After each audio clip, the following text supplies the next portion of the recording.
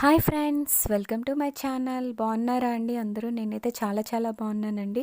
ఈరోజు మనం బెండకాయ పులుసు ఎలా తయారు చేసుకోవాలో చూద్దాం. అందుకు ముందుగా బెండకాయ ముక్కల్ని ఇలా కట్ చేసి పెట్టుకుందాం. టొమాటోస్ అండ్ 2 ఆనియన్స్, పచ్చిమిర్చి కూడా ఇలా ముక్కలుగా కట్ చేసి పెట్టుకుందాం. ముందుగా ప్యాన్ పెట్టుకొని మనం స్టవ్ వెలిగించుకుందాము. ఇప్పుడు స్టవ్ ఆన్ చేశాక కొంచెం ఆయిల్ వేసుకొని మనం పోపు దినుసులు వేసుకుందాము. చూసారు కదండి, ఈ పులుసులకి మనకి ఆయిల్ తక్కువే పడుతుంది. మన హెల్త్కి కూడా చాలా మంచిదండి. ఎంత తక్కువ ఆయిల్ వాడితే అంత మంచిది. చూస్తున్నారు కదండి, ఇప్పుడు మనం పచ్చిమిర్చి కూడా యాడ్ చేసుకుందాము అండ్ ఆనియన్స్ కూడా యాడ్ చేసుకుందాము. 2 ఆనియన్స్ తీసుకొని వాటిని ముక్కలుగా కట్ చేసుకొని ఇలా వేసుకుందామండి. ఇప్పుడు మనం ఆనియన్స్ని మగ్గించుకుందాము. మూత పెట్టుకోవడం వల్ల మనకు ఆనియన్స్ అనేది త్వరగా మగ్గిపోతాయండి. చూసారు కదండి, మన ఆనియన్స్ మగ్గిపోయాయి.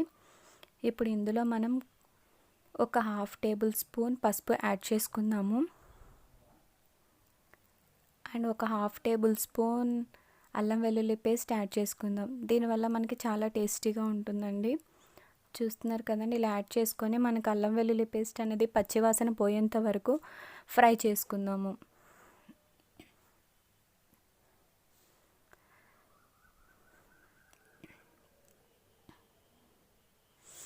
చూసారు కదండి, మనం ఫ్రై చేసుకున్న తర్వాత మనం టమాటా ముక్కలు, బెండకాయ ముక్కల్ని కూడా యాడ్ చేసుకుందాము.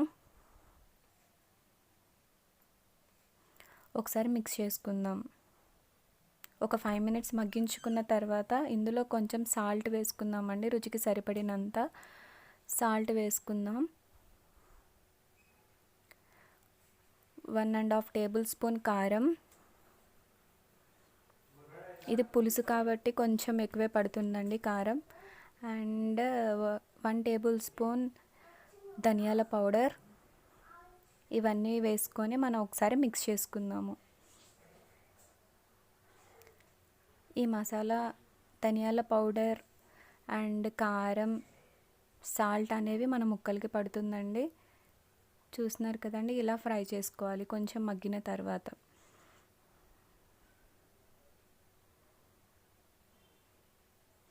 ఈలోగా మనం అవి ఫ్రై అయిపోయేలోపు ఒక చిన్న నిమ్మకాయ సైజ్ అంతా చింతపండుని తీసుకొని వాటర్లో నానబెట్టుకోవాలండి.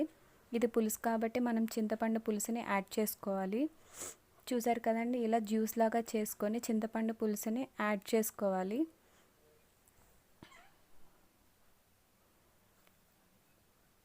ఇప్పుడు మనం ఒకసారి మిక్స్ చేసుకుందాం.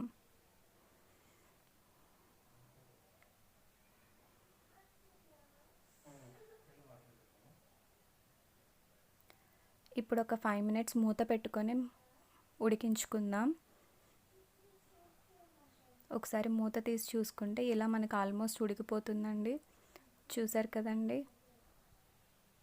ఇప్పుడు మనం ఒక సీక్రెట్ రెసిపీ అండి. ఇందులో సీక్రెట్ మసాలా పౌడర్ వేస్తే మన కర్రీకి చాలా టేస్టీ వస్తుందండి. అదేమిటంటే మనం ఇప్పుడు రసం పౌడర్ యాడ్ చేసుకోవాలి. మనకి రసం పౌడర్ అనేది దొరుకుతుంది కదండి, మనం ఇంట్లో అయినా ప్రిపేర్ చేసుకోవచ్చు. ఒక 1.5 టేబుల్ స్పూన్ రసం పౌడర్ యాడ్ చేసుకుంటే మన కర్రీకి చాలా టేస్ట్ వస్తుందండి. అండ్ ఒక చిన్న బెల్లం ముక్క కూడా యాడ్ చేసుకుందాం. దానివల్ల పులుసు అనేది మనకి అడ్జస్ట్ అవుతుంది. పులుపుని మనకి తీపి అనేది బాగా బ్యాలెన్స్ చేస్తుంది. కొత్తిమీర కూడా యాడ్ చేసుకుందాము. ఇప్పుడు ఇవన్నీ కలిసేలాగా మనం మిక్స్ చేసుకుందాము. చూసారు కదండి, మనం రసం పౌడర్ వేసుకోవడం వల్ల చాలా టేస్టీగా ఉంటుందండి మన కర్రీ. ఇప్పుడు మూత పెట్టుకొని ఉడికించుకుందాం. అంతేనండి, ఎంతో టేస్టీ అయిన బెండకాయ పులుసు రెడీ అయిపోయింది. చూస్తున్నారు కదండి ఎంత జ్యూసీగా ఉందో. చాలా టేస్టీగా ఉంటుందండి. రైస్లోకి మనకి చాలా బాగుంటుంది. మీరు ఒకసారి ట్రై చేసి చూడండి, చాలా టేస్టీగా ఉంటుంది. మళ్ళీ తినాలనిపించే మన బెండకాయ పులుసు రెడీ అయిపోయింది. థ్యాంక్ యూ ఫర్ వాచింగ్ అండి.